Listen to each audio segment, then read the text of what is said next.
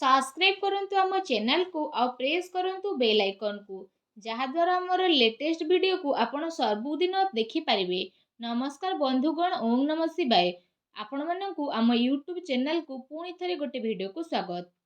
Friends, आगो को आसुथुवा विशेष 7 दिन 28, 29, 30, 1, 2 एवं 3 तारीख रे आपणको कुंडली रे हेबो महापरिवर्तन।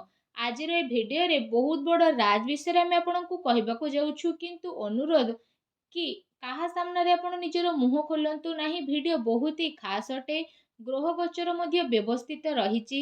एहार आपणकर व्यापारिक जीवन, चाकरी दृष्टि, विद्यार्थी प्रेमी जीवन, बेरोजगार लोकों ए समय किपरि रहिबो, केउ केउ कथार ध्यान रखिबार अछि, कौन सावधानता रहिबाकु पड़िबो, ए सबुर इनफॉरमेशन पूरा वीडियो रे कहबू। ग्रह गोचर आधार रे सबु व्यक्ति विशेषों को अनुरोध कि कृपा करी वीडियो को शेष पर्यंत देखंतु। 2 ରୁ 3ଟି उपाय वीडियो रे हम आपनको कहबू। आगामी 7 दिन रे जे उपाय को करिवो तार सबु असुविधा दूर हेबो, ए कथार ग्यारंटी रहिछि। तो जो माने महादेवंकर सच्चा भक्त ए वीडियो को देखुचंती, वीडियो को लाइक कर दियंतु। आउ तळे थिबा कमेंट बॉक्स रे सच्चा श्रद्धा भाव रे ओम नमः शिवाय बोली अवश्य लिखंतु। ताहा द्वारा आपणको जीवन रे खुशी बनिके रहिबो, आउ सबु असुविधार आपण बंची मध्य पारिबे। वीडियो जदि आरंभ करिबा बहुत ही शानदार अमूल्य विचारर सहित, जहाँ आपणकर आगो को आसुथुवा 7 दिन रे बहुत काम रे आसीबो। फ्रेंड्स, साप को आपण केते भी क्षीर पिबियंतु ना कहीं से काटमुड़ीबा छाड़े नहीं। सेमिति दुष्ट व्यक्ति जेते भी सज्जन हेउना कहीं से केबे तांकर आदत छाड़ती नहीं। जदि तांको ऊपर आपण भरोसा करिवे, दुष्टंको सह रहिबे बा एमिति लोकंको सह रहिबे जो माने सबले नेगेटिव रुहंती, तांको सह जदि आपण रहिबे तो आपणकर बर्बादी तो सुनिश्चित अटे। ए कथार ध्यान आपण रखंतु। जदि कथाटी आपनको भल लागिला तो वीडियो को लाइक करंतु और कमेंट बॉक्स रे लिखि दियंतु जय शनिदेव। आसंतु जानिबा आगामी 7 दिन रे कौन विशेष घटना घटिबा पई जाउछि। जो माने व्यवसाय रे नुआ निजर पितांक ठारू उपाय बा परामर्श नेबा पई चाहुछंती, तो जदि हमें कहिबा कौनसी नुआ प्रगति आपणको मिली पारे। आपणको स्वभाव रे केते सारा परिवर्तन देखिबाकू मिलिबो। जेमिति कि आपणकर कहिबार तरीका अलग हबो। ता सहित आपण काहाकू जदि धन उधार रे देबे तो धन वापस रे मिलिबारे बहुत असुविधा हेबो। तो आपण काहाकू धन उधार रे देउछंती तो परिवार कौनसी लोकंकर परामर्श नियंतु। जीवन साथी को कौनसी नुआ चिकिरी मिलिबा कारणरू आपणको मन रे प्रसन्नता रहिबो। संध्यार जो समय आपणक घरे कौनसी बड़ धरणर पूजा बा कथा होई पारे, कौनसी पूजा पाठर कार्यक्रम मध्य होई पारे। एहा सहित जो माने किछि नुआ कार्य को आरंभ करिबा पई भाबुछंती, से माने बहुत ध्यानर सह शुणंतु। आपणको सफलता मिलिबो, किंतु आपणको गुरुजनकर तथा आपण बड़ंकर सम्मान करिबा दरकार। तांकर आशीर्वाद आपणको ऊपर रहिबा दरकार। ता सहित जो क्षेत्र रे आपणको बाधा आसुची से सब दूरे जीवो। यह बहुत भल कथा अटे। वीडियो आगो को आउरी गंभीर हेबा पई जाउची, तेणु बहुत ध्यानर सह वीडियोटी को आपण देखंतु।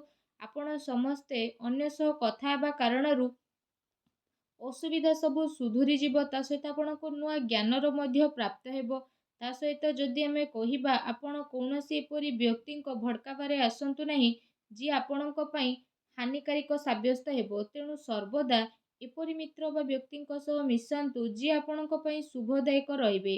जदि आपण कौनसी यात्रा रे जीवा पई चाहुछंती तो भगवान आपणको सावधान पूर्वक नेकी जिबे, नचे दुर्घटना आपणकर होई जिवो। ता सहित जीवन रे गोटे कथार ध्यान निहाती भाव रखंतु। जेमिति दियासिली कौनसी अलग जिनिस को जलैबा पूर्व निजे जली जाइए, सेहीपरि राग मध्य अन्यर को नुकसान पहुँचेबा पूर्व निजे निजको ही नुकसान पहुँचाई थाए। जो ए राशि व्यक्ति अटंती सेमानंकु बहुत शीघ्र राग आसे, क्रोध आसे। राग आपणकर शांत हुए यह तो अलग कथा, किंतु रागरे आपण जहाँ कर दियंती ताकू आपण अटकाई पारंती नहीं। तेणु आमर आपणको निवेदन, जेबे आपणको राग आसुची तो मौन आपण रुहंतु। कथा पसंद आसिले लाइक करंतु और कमेंट बॉक्स रे लिखंतु जय शनिदेव। आपणको सावधानता विषय जदि आमे कहिबू, ए सावधान्य को जदि पालन करिवे तो असुविधा आपणकर निजे निजे दूरे जीव। आउ अन्य उपाय विषय भी कहबू तो बड़ ध्यानर सह आपण शुणतु। जदि व्यापार रे काहाठारु धन उधार रे आपणको नेबा पई पडुथला तो एबे नियंतु नाही। ଚେଷ୍ଟା କରନ୍ତୁ, ଏହା ସହ ସାବଧାନ ରୁହନ୍ତୁ। ତା ସହିତ ଯଦି କହିବା କି ଆପଣ ସେ ଉଦ୍ଧାରକୁ ସୁଝେଇବା ପାଇଁ ମଧ୍ୟ ଚେଷ୍ଟା କରିବେ। ଯଦି କୌଣସି ବ୍ୟକ୍ତି ଆପଣଙ୍କୁ ଆପଣଙ୍କ ରାଜର କଥା କହୁଛି, ଆପଣଙ୍କୁ କହୁଛି କି ଏ କଥା କାହାକୁ କୁହନ୍ତୁ ନାହିଁ, ତ ଆପଣ ଆପଣଙ୍କ ମୁହଁ କାହା ଆଖି ଆଗରେ ଖୋଲନ୍ତୁ ନାହିଁ, ନଚେତ୍ ଲୋକ ଆପଣଙ୍କ ଉପରେ ଭରସା କରିବା ଛାଡ଼ିଦେବେ। ସ୍ୱାସ୍ଥ୍ୟ ଦୃଷ୍ଟିରୁ ଏ 7 ଦିନ ବହୁତ ହି ଭଲ ରହିବ। ଆପଣଙ୍କୁ ଏଥିରେ ଆଦୌ ବି ଭୁଲ କରିବାର ନାହିଁ। ଯଦି ଆପଣ ପୂର୍ବରୁ ହିଁ କୌଣସି କଷ୍ଟରେ ଥିଲେ, ସ୍ୱାସ୍ଥ୍ୟରେ ଆପଣଙ୍କର ପ୍ରୋବ୍ଲେମ୍ ଥିଲା, ତ ଡକ୍ଟରଙ୍କର ପରାମର୍ଶ ନିହାତି ଭାବରେ ନିଅନ୍ତୁ।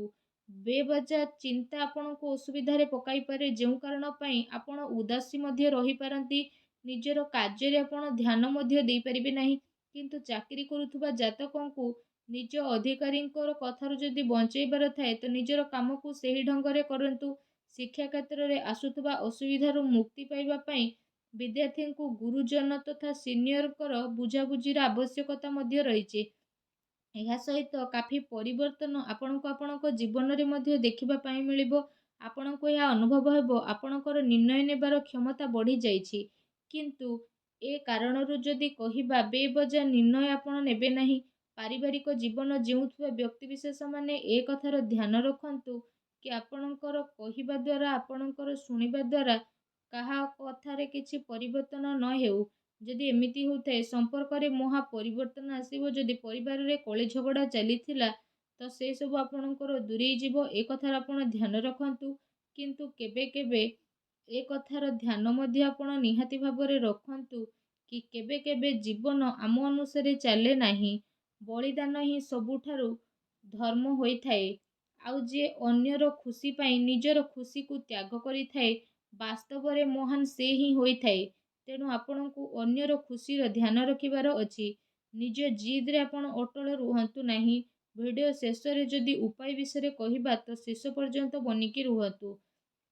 କିଛି ଖାସ୍ କଥା ଏଠି ମୁଁ ଆପଣଙ୍କୁ କହୁଛି, ତ ତାପରେ ମୁଁ ଆପଣଙ୍କୁ ଉପାୟ ବିଷୟରେ ମଧ୍ୟ କହିବି। ବ୍ୟବସାୟ କରୁଥିବା ଲୋକଙ୍କୁ କଟୁତାକୁ ଦୂରେ କରିବାର ରହିଛି, ତେବେ ଯାଇ ଆପଣ ଆପଣଙ୍କ ବ୍ୟବସାୟକୁ ଆଗକୁ ନେଇକି ବଢ଼େଇ ପାରିବେ। ଏ କଥାର ଆପଣ ଧ୍ୟାନ ରଖନ୍ତୁ। ଯେତେ ଅଧିକ ଆପଣଙ୍କର ଗ୍ରାହକଙ୍କ ସହ କନେକ୍ସନ୍ ହେବ, ଆପଣଙ୍କୁ ସେତେ ଅଧିକ ବ୍ୟବସାୟରେ ଲାଭ ମିଳିବ, ଆଉ ଆପଣ ସେତେ ଶୀଘ୍ର ବ୍ୟବସାୟରେ ଲାଭ କମାଇବେ।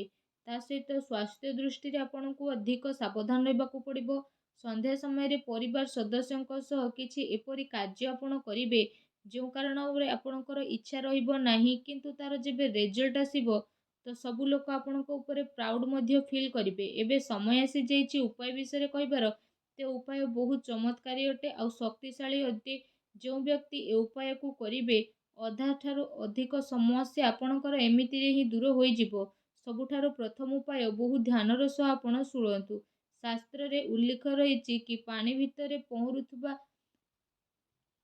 ମାଛକୁ ଅଟାର ଗୁଳା କରି ଖାଇବାକୁ ଦିଅନ୍ତୁ। ଏହାକୁ ବହୁତ ଶୁଭ ମନାଯାଏ। ଏପରି କରିବା ଦ୍ୱାରା ମା ଲକ୍ଷ୍ମୀଙ୍କର କୃପା ସଦା ହିଁ ବନି ରହିଥାଏ। ଦ୍ୱିତୀୟ ଉପାୟ ମଧ୍ୟ ବହୁତ ହି ଚମତ୍କାରୀ ଅଟେ, ତ ଧ୍ୟାନର ସହ ଶୁଣନ୍ତୁ।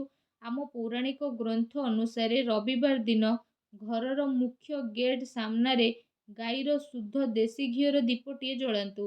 ଏପରି ଯଦି ଶିବ ମନ୍ଦିରରେ ଯାଇ ଗୌରୀଶଙ୍କର ରୁଦ୍ରାକ୍ଷ ଆପଣ ଚଢ଼େଇବେ, ତ ମା ଲକ୍ଷ୍ମୀ ମଧ୍ୟ ପ୍ରସନ୍ନ ହେବେ।